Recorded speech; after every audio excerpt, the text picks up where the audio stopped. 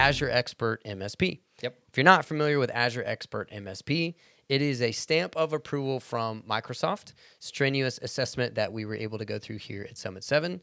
And as the graphic shows here, there's 150,000 MSPs worldwide. Ton of them. With this designation. 75 of those have this designation. Right. And then one of those is focused on the GovCloud. We're it. That's all we do. We got one. So we're excited, and it was a significant investment for the company. Really stoked about the award, and shows that, hey, we've really invested a lot into trying to support you. So, yeah. Very good. All right. Let's get to the question. Let's do it. So, question 1. I'm going to lay them up here. Just go ahead and read it up. You hit them off All right, the tee as much as you want. How does the CMMC certification apply to MSPs or MSSP, better known as Managed Security Service Provider? It applies a lot. Okay. So when we're looking at the proposed rule that's currently in comment period, so feel free to go out there and comment, they use a term that a lot of people don't understand. External service provider. ESP. Right. ESP, right? So they're using this terminology that a lot of people just don't understand. Well, it can very easily correlate to managed service provider, an MSP, which there, as we saw before, 150, 175,000 of them worldwide, quite a few. Or MSSPs, right? Security service providers as part of that. So here's how the rule, as it's written today, applies to those. I'm going to read the yellow pieces. So first off, an ESP could be external people, technology, or facilities. And the second yellow highlighted part, that has CUI or, we got a new term, SPD, security protection data. More acronyms, each which acronym could be soup. log data Yes. or configuration data. Right. Must be processed, stored, or transmitted on their assets to be considered an ESP. A really good way to think about this. If they're using an RMM tool, you might have heard of that term, remote management software. If they're using backups, if they're doing hosted backups for you, or security monitoring services, or any of these things you can imagine that requires your company to run, those logs could be stored on the MSP, right? Your configuration data of your computers, your mobile phones, all that good stuff. So it is very hard, the way it's written today, for MSPs to be fully out of scope unless you were just hiring a warm body to come sit and use all of your stuff. Right. And the MSP can't use any of their tools. So second part of this answer here is a dicey one. It is. So it says ESP must have a CMMC level 2 certification. Right. Or level 3 if they end up going through that as well. So Right. this is the really difficult part, right? So we have this new term, security protection data, that's going to apply to pretty much every managed service provider. Right. And now we're saying, oh, FYI, you're also going to have to be certified to the same level as me. So let me paint a little bit of a picture there for that. An MSP supports hundreds to thousands of different clients, different industries, healthcare, right? DoD, payment processing, lawyers, doctors' offices, car dealerships, you name it. Chances are a very small percentage of their client base has any sort of DoD compliance requirements. Right. So I've talked to a lot of MSPs since this has come out, and when they're thinking about the lift it takes to not only implement the 110 controls, to potentially switch their tech stack to FedRAMP solutions, to train their support staff, to go through all of these different things, a lot of the ones I'm talking about are bowing out. I mean, it's viable to say if you are an MSP, you would have to solely focus on this to go get your own assessment. Yes. And then to try to support your DoD customers. And usually in conversations with these MSPs that have so many different clients, the revenue is not there. It's just not worth it for them. The money, the bang is not worth the buck. So is a fair question for maybe a contractor watching this video, is a fair question if they have an existing MSP, Yep. which they likely do, because Sure. a lot of questions here, is a fair question, when do you, Yep. MSP, plan on getting your certification, your CMMC cert? And have they done any pre-work? Have Right. they gone through a gap assessment or anything like that? Because here's another kicker. If this is a requirement for you to pass your certification, now your MSP has to be certified before you can go through your certification. Right. So now you have a risk about not being able to pass a certification or go through one if your IT support that's externally supported, like an MSP or an MSSP, is not certified themselves. And then turn around and hand you an SRM, Yep. shared responsibility, Responsibility matrix, matrix, to show where they're doing stuff and For you're you. doing stuff for the assessment. Yep. So big lift there. Huge lift. So we're not going to belabor that too much. It's important to ask your MSPs or MSSPs, what is their plan? What have they done already to prepare? And if not, you honestly need to start looking for somebody else. And we have a list of questions. We'll put this blog in the chat on what questions you should be asking your MSP with this one as well. Perfect. Awesome. Next question. What the heck is going on with FedRAMP Moderate Equivalency? Yeah. For those that might not know, the DoD decided to give us a little bit of a belated Christmas present called the DoD Equivalency Memo.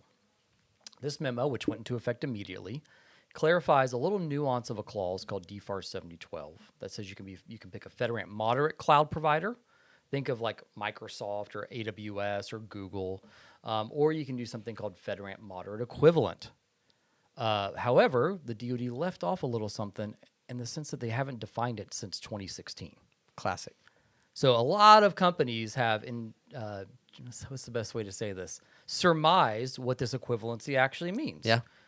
The DoD saw a lot of false prophets out there in the industry, you could say, that were claiming equivalency. Well, how can anyone claim equivalency if there's no definition for it, right? They can assume some things, and a lot of them, assumed correct. Some did not assume correctly. You know what they say about assumptions. Yeah, anyway. Correct. So let's get to what the equivalency memo says. Yeah, the cloud service offering must be able to meet or provide the following: 100% compliance with FedRAMP Mod security control. So let's stop right there. Okay.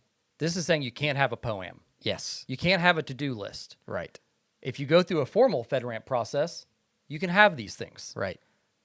This slide, for those that might not understand it in its entirety, is basically saying it is exponentially harder to become equivalent than to go through the authorization process and become FedRAMP Moderate yourself. Yeah. And jumping down at the bottom, you can read the list of things on top, but jumping to the bottom, key highlights here, the bottom two bullets, Yes. right? Complies with DFARS 7012 C through G. Yep. Incident response.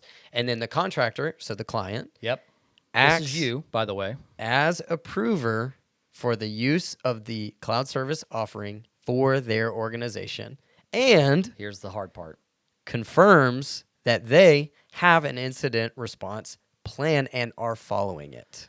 This is the hard part. Yeah. The DoD in this memo, which went into effect at publication, so a couple weeks ago, or I guess a little longer than that now, is saying that you, the client, is responsible for making sure that your equivalent cloud provider is doing this. Let me play out a scenario here. Okay.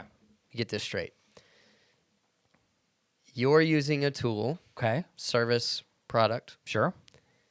that is claiming FedRAMP Moderate equivalency. Okay. An incident happens Yep. to that tool or that company. Yep.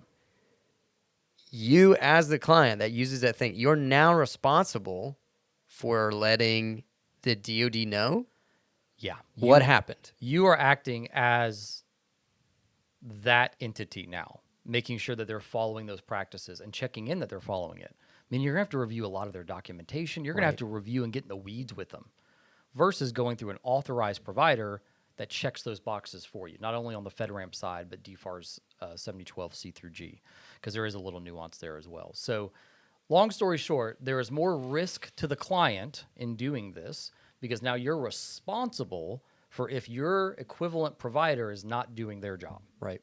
And you don't want to be in that boat. So if you're using a tool out there, we've seen a lot of file collaboration tools out there for CUI, and they're claiming FedRAMP Moderate Equivalency, go knock on their door, send them a link to the memo, and say, are you doing this? If not, when do you plan to? Because again, if they can't meet it today, they're out of compliance. There is no rollout of this. This is once it's said, it's been said kind of thing. So go ahead and check on them and make sure they're doing okay. Great. All right. Question 3. How is the DoD addressing challenges related to the evolving classification of CUI, as we like to call it, CUI data? Wouldn't it be great if I had just a beautiful answer for Yeah, this? I'd love to see what you got here. I don't. Not much. So, Yeah. I say this all the time. Contracting officers, primes, whoever it is, right? Whoever you're working with, they are a big fan of CYA. And they are going to CYA themselves for the sake of making sure CUI does not get out and they're unprotected. Here is a difficult thing. The DoD is bad at it. Primes, terrible at it.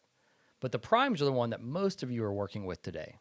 So I know the DoD gets a lot of flack, and for those prime contractors, okay. But the primes support more of the supply chain than the DoD does directly. Sure. And they need to reel it in a little bit more. They have more of the means and agility to be able to do this, in my personal opinion, than the DoD, who is God knows how many hundreds of thousands, if not, a million people. Right, well, and we can assume, primes included, they overmark because they may not actually know what CUI is, and there's no real clear definitions. We have a guide, a CUI guide that can help with some of that, but it doesn't answer the silver bullet of like, is this CUI or not? We get that question all the time. And it's a difficult one, but I think the prime's stance on it, rightfully so, CYA with CUI for the US of A. Yeah. I mean, here's your option if you want to keep doing defense work. Having an environment built to hold CUI is going to be a cost of doing business. Yes. Does it suck? 100%. Right. Do I hate that you're going to have to start doing this? Absolutely. Because it's very hard and cumbersome for small businesses to do it. But it is becoming a cost of doing business. Yeah.